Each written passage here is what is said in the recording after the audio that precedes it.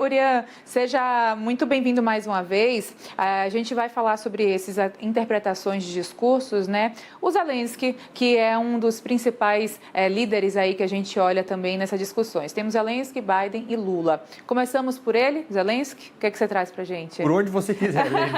Tem muita coisa pra gente analisar. Pois é, a guerra, né? A questão também dos conflitos armados é um importante foco, né? As pessoas não estão muito acostumadas com a imagem do Zelensky sem aquela camiseta verde dele, fora da Ucrânia. E essa viagem que ele faz para os Estados Unidos agora é muito importante. Ele tem com ela dois objetivos principais. O primeiro foi conseguir a aprovação do Congresso americano de 21 bilhões de dólares em ajuda humanitária e ajuda militar também, porque a guerra custa bastante, ele precisa desse dinheiro.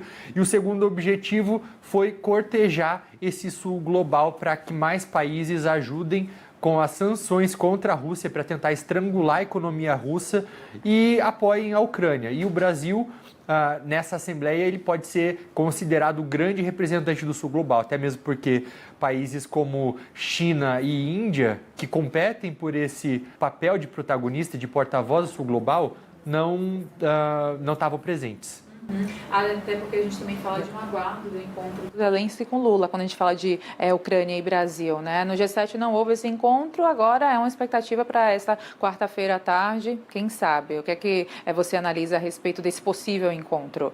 Não houve esse encontro e algo que nunca foi muito bem resolvido. O Lula falava uma coisa, a Ucrânia falava outra, eles deram até aquelas cutucadinhas ali. Esse encontro ele tem que acontecer principalmente se o presidente Lula quiser passar aquela imagem de neutralidade, porque o Brasil se coloca aí como um possível mediador para buscar a paz nesse conflito Ucrânia e Rússia. Mas o Brasil, até agora, tem se mostrado, por conta de algumas declarações, mais do lado da Rússia. Quando o presidente equiparou em várias ocasiões invasor invadido, quando o Brasil busca ampliar o bloco do BRICS também, do qual a Rússia faz parte. Então é muito importante que isso aconteça para até dar uma limpada na imagem do Brasil também. Babi, fala que eu te escuto agora. Acho que agora o meu áudio está funcionando. Bom, mas então, como você dizia, né, Uri, a gente viu aí o Zelensky fazendo um apelo para os não alinhados, que pode entrar aí nessa categoria justamente o Brasil. Ele foi muito incisivo, né? No ano passado ele participou da Assembleia Geral, mas não presencialmente, justamente porque a guerra tinha acabado de começar, né? Começou em fevereiro do ano passado. Todo o discurso dele foi voltado para falar do conflito contra a Rússia. Dessa vez ele vai presencialmente num discurso 100% sobre a guerra. A gente sabe que a guerra foi pautada na maioria aí dos discursos, né? Em todos ela foi mencionada, justamente porque é algo que mobiliza aí para além do leste europeu. E aí nesse discurso do Zelensky a gente também viu ele também falando que o movimento que ele está observando justamente da Rússia é que o Putin ele está usando, né, o fornecimento global de alimentos como arma. Então o fato dele estar aí atacando portos ucranianos, infraestrutura ucraniana, está sendo algo que está motivando ele a justamente impedir justamente esse acesso global e de certa forma atrapalhando outros países também, justamente contra os ucranianos, algo que ele também chamou de genocídio. Então ele foi muito incisivo nisso tudo e além de agradecer aí, né, toda a ajuda que os países prestaram aí desde o início da guerra em fevereiro do ano passado, ele pediu por mais ajuda e também mencionou bastante uma ameaça nuclear. E é sobre isso justamente que eu quero te perguntar, Uriah, porque ele disse que o que a Rússia está fazendo justamente retirar esse armamento nuclear da Ucrânia e está construindo ainda mais uma ameaça nuclear global dentro da guerra, né? E aí eu queria a sua análise para entender se isso é algo que pode ser encarado como positivo para a Rússia nesse momento de contraofensiva. A gente sabe que a Ucrânia tentou aí, está tentando uma contraofensiva desde junho, mas que avançou muito pouco. E se essa fala pode, de certa forma, respingar de uma forma positiva para o Putin? Bárbara, ótima pergunta. Poderíamos falar muito tempo sobre ela, mas vou dividir em duas. Então, a primeira sobre a fala em relação aos alimentos. Realmente é isso que tem sido feito quando a Rússia não quer renovar esse acordo de exportação de grãos ali pelo Mar Negro.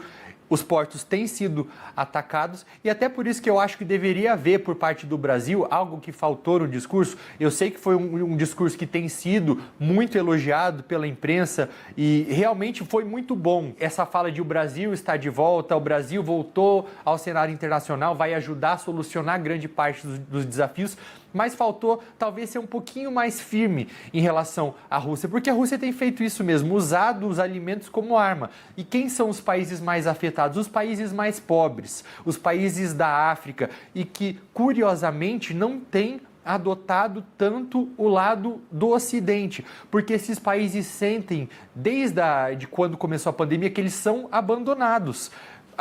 No fornecimento de vacinas, enquanto você tinha em 2021 35% dos Estados Unidos vacinado, os países mais pobres tinham às vezes 0,5% de vacinação. A mesma coisa quando se discute aí essa reestruturação das instituições globais, esses países do sul global, eles apoiam justamente por causa disso, porque eles sentem que a sua voz não está sendo ouvida. Então, muitas vezes esse apoio ou a não condenação da Rússia é por conta disso, desse ressentimento. Quando tem os refugiados vindos da Ucrânia, o que vários países europeus fizeram? Abriram suas portas. No Reino Unido, inclusive, as pessoas abriram suas casas, estavam recebendo lá 200, 300 libras por mês para hospedar ucranianos. Enquanto a gente vê imagens dos países de refugiados de países africanos nas ruas de diversas capitais europeias. Então, as pessoas se sentem, sim, desvalorizadas. É legítimo, mas a gente não pode perder a humanidade de vista em nenhum momento. E lembrar sempre que pessoa seja ucraniano, nigeriano, da Líbia, as pessoas são as mesmas. E eu falei tanta coisa que eu esqueci a segunda parte da sua pergunta. Nuclear. Do armamento nuclear, isso. São tantos tópicos. Eu falei demais, gente, eu falo demais. Essa fala do Zelensky foi porque a Ucrânia, quando a União Soviética colapsou lá atrás, algumas décadas, tinha armas nucleares espalhadas pelo mundo. E parte dessas armas estavam na Ucrânia, a Ucrânia mandou de volta para a Rússia. E pela primeira vez, desde que até a gente já falou sobre isso outro dia, agora, qual foi um dos últimos movimentos do Putin? Mandar armas nucleares para outros países. No caso, Belarus, que é um aliado da Rússia ali na região e que faz fronteira com outros países da Europa. E isso é perigoso, porque o número de armas nucleares no mundo tem aumentado. Foi uma crítica, inclusive, que estava no discurso do presidente Lula, dizendo que o mundo gastou, se eu não me engano, 80 ou mais bilhões de dólares com armamentos nucleares. A China está triplicando o número de armas nucleares também, a Rússia. Então, a gente voltou para esse momento da história. E quando você tem um aumento de armas nucleares, quando você tem também o deslocamento dessas armas, você aumenta o número de variáveis. E você aumentando o número de variáveis, você fica cada vez mais suscetível a acidentes também. Então, isso é perigoso. Agora, Uriah, essa questão da fome que a Babi trouxe, né, trazendo um dos pontos que foram discutidos também dentro do discurso do presidente Lula, ele que chegou a citar sobre 735 milhões de pessoas que são alvo dessa condição, infelizmente, muitas vezes desumana em vários países pobres, como o senhor citou. Como é que a gente olha também? Porque Lula ligou a fome com essa questão de países estarem alinhados para combater índice de desigualdade e também os mais ricos com a questão de fortunas e também essa questão econômica envolvida. Qual a sua análise a respeito desses pontos? Eu acho, Lene, que isso tem a ver com aquele ponto que eu falei dos países mais pobres, os países em desenvolvimento se sentirem mais abandonados. Isso aí esse dado que você citou da fome, tem a ver um pouco também com uma das críticas do presidente Lula em relação ao FMI e o Banco Mundial.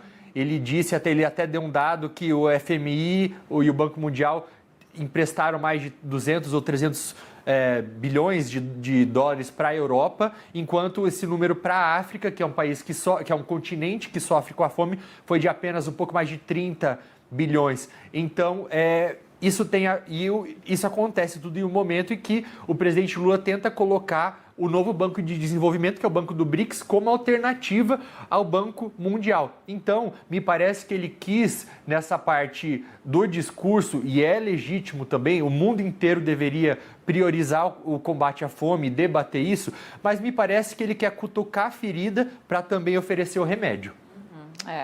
Inclusive, isso apareceu também na fala do Joe Biden, né? No discurso dele, ele fala sobre a necessidade dessas instituições globais serem mais inclusivas. Ele começou o discurso dele falando sobre isso, falou também sobre o clima, mas também o ponto central dele também foi a guerra, né? Em que ele também condenou a Rússia mais uma vez. E um ponto muito importante também foi a China, que ele acabou mencionando ali, dizendo que a China está cada vez mais diminuindo os riscos, né? E ele disse que os Estados Unidos estão querendo aí negociar mais, né? Abrir mais portas de negociação comercial com a China. Então, algo muito importante. Um resumão, né, do que o Biden disse. Ele foi muito incisivo justamente sobre isso da guerra, inclusive falando sobre isso que foi mencionado aí pelo porta-voz do Departamento de Estado, sobre esses preceitos da Carta da ONU que não estão sendo cumpridos e que desde o início, né, os Estados Unidos se colocam justamente a favor da Ucrânia. Então, de certa forma, foi o tema central, mas queria realmente reforçar isso da China, porque a gente está acompanhando, né, ao longo dos últimos meses essa tensão, né, que, enfim, não é de hoje, mas a gente teve aí nesse ano aquele balão espião chinês, suposto espião, que acabou gerando toda uma repercussão internacional e que, de certa forma, a gente vem acompanhando, né, essa relação estremecida. E agora essa fala do Biden dizendo que os riscos estão diminuindo e que quer, na verdade, que a China se torne um parceiro comercial. Então, qual o peso disso nesse momento que a gente debate tanto sobre governança global, sobre a China, a segunda maior economia do mundo, ganhando esse espaço? A gente teve aí também o G77 mais China, que também foi muito importante. Então, como a gente pode entender esse diálogo no cenário internacional? A gente consegue entender, Bárbara, com muita complexidade. Então, sabendo, primeiro, que não é fácil de entender, porque são muitas coisas junto. Primeiro, parece que as coisas estão mais calmas agora, só que a gente tem que lembrar sempre que as visões de mundo que os Estados Unidos têm em relação à China são muito diferentes. Então, tem esse aspecto aí de definição de própria democracia em relação a direitos humanos que os Estados Unidos acusam a China de desrespeitar na região de Xinjiang, principalmente. Você tem versões que são completamente incompatíveis em relação a Taiwan também. Estados Unidos acabam sendo um pouco mais amigáveis, defendendo a soberania de Taiwan. Então, até quando há uma visita de um presidente de Taiwan ou que passa pelos Estados Unidos, a China acaba que faz aqueles exercícios militares ali perto para tentar mandar uma mensagem. E também essa constante briga para saber quem vai ser a grande economia mundial. Isso que muitas pessoas acabam confundindo com a grande polícia do mundo, né? A China não está buscando isso, a visão da China é puramente econômica e ela quer conquistar seu espaço. Quando ela não vai para esses eventos, ela não foi para o G20, por exemplo. Alguns dizem que foi para dar um apoio mais velado à Rússia, porque o Vladimir Putin também não podia aparecer por lá por conta do mandado de prisão do Tribunal Penal Internacional.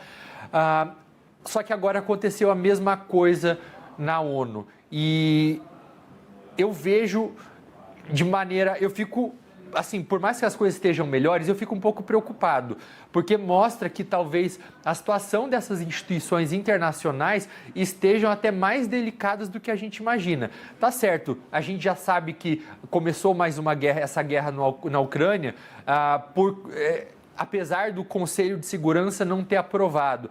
Mesma coisa na invasão do Iraque nos Estados Unidos. Mas agora a gente tem um momento em que o Conselho vai se reunir essa semana e o único que vai estar presente é o Joe Biden, dos chefes de Estado desses países. Emmanuel Macron não vai estar, o Rishi Sunak do Reino Unido não vai estar também. Então vai ter ali o Joe Biden falando para líderes de segundo escalão. Isso é muito preocupante, porque mesmo se fosse necessário haver uma reforma dessas instituições, a gente precisaria que todos estivessem presentes para conversar e debater. Professor, quando a gente fala dessa questão do xadrez geopolítico, quando citamos Cuba, por exemplo, qual a sua análise a respeito, esse envolvimento e também o que foi dito em plena Assembleia da ONU? Eu tinha até falado aqui para a Band News no sábado, para o Felipe Vieira, que ele me fez... Eu falei que o discurso do Lula em Cuba, no G77 mais China, era uma prévia do que a gente ia ver no discurso do Lula na Assembleia Geral. E foi exatamente o que aconteceu. Quando eu disse que existia a chance do presidente Lula condenar os Estados Unidos pelos embargos a Cuba, que já acontecem há 6 décadas, o Felipe me perguntou, mas será que isso vai acontecer no território norte-americano, ali na ONU, que é um território neutro? Eu falei assim, existe essa chance. E foi exatamente o que aconteceu.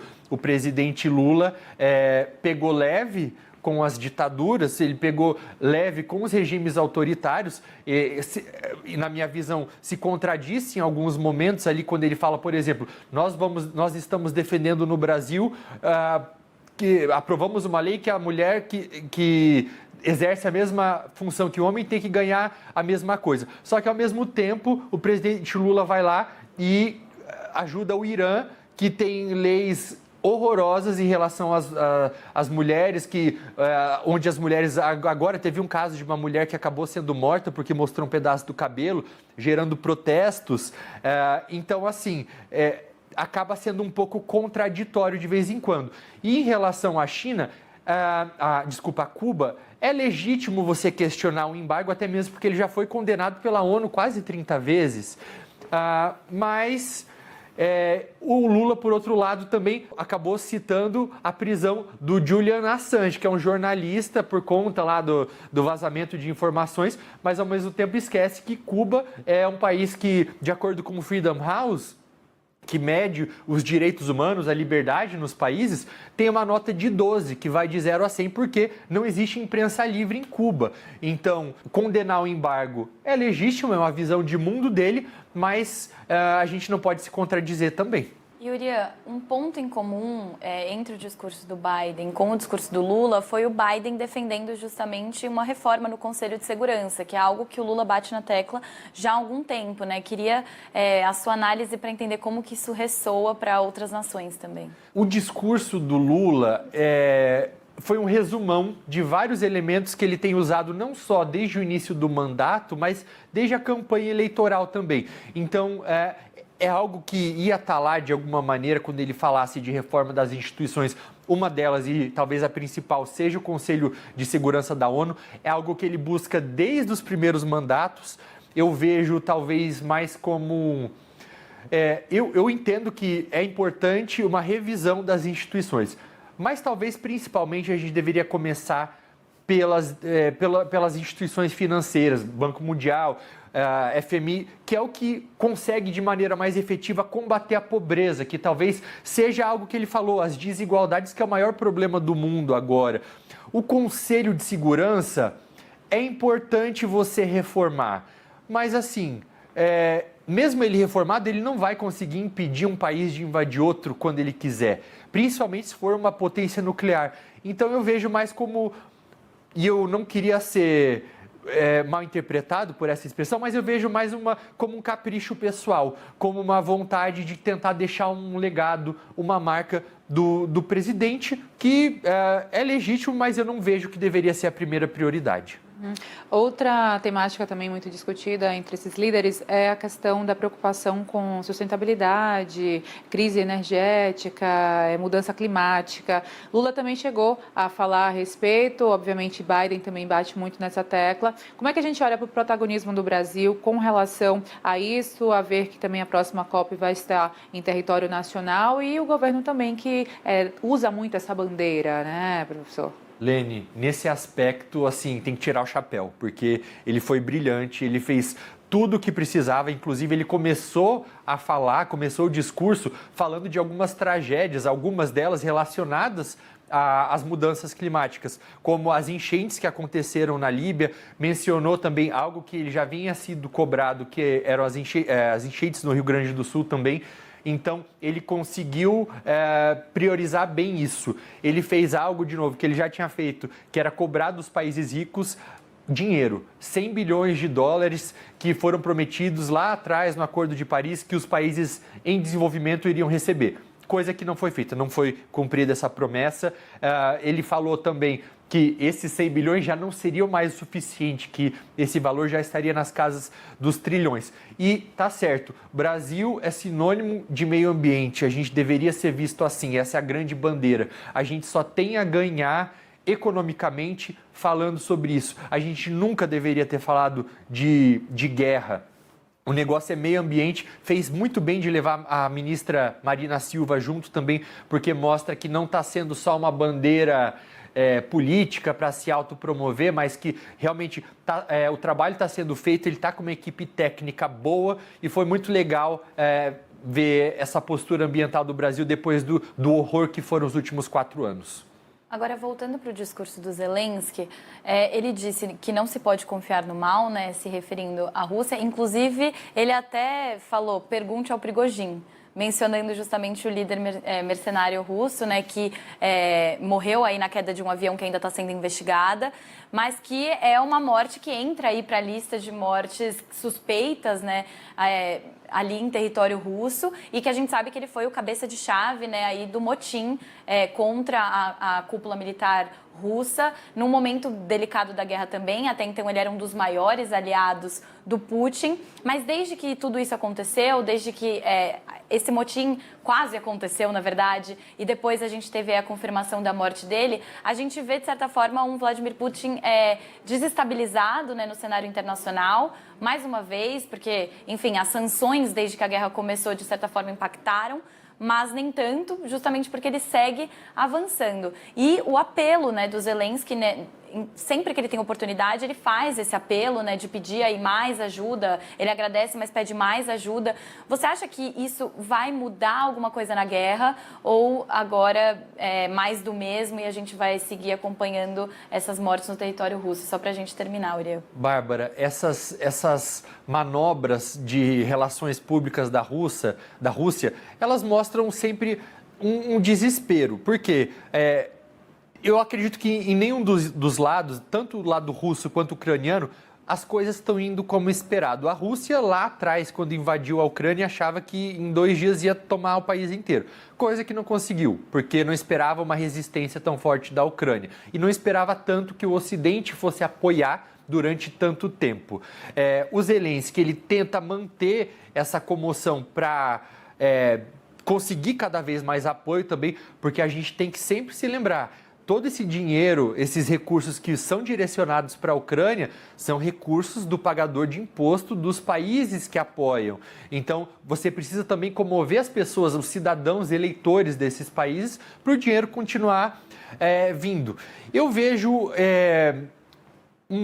sinais de desespero russo quando, por exemplo, primeiro, quando a Rússia manda armas nucleares para Belarus, isso é um sinal de fraqueza. Outro sinal também é o presidente russo ter que contar com a compra de armamentos da Coreia do Norte. O Kim Jong-un, presidente do país ditador, né? Não dá nem para chamar de presidente, mas ele foi para a Rússia agora se encontrar com Putin para eles negociarem uma troca. Aí a Rússia compraria armamentos que a Coreia do Norte tem de sobra e em troca a Coreia do Norte a Rússia cederia inteligência militar para a Coreia do Norte. Urian Fancelli, Bárbara Fava, a gente chegou ao final já do bloco, mas foi muito bom tê-los por aqui. Obrigada por suas análises super bem feitas. Bom trabalho também, Babi. A gente segue, né, acompanhando o cenário internacional. Obrigada para vocês. Obrigado pelo convite. Vou me despedir junto com ele, gente.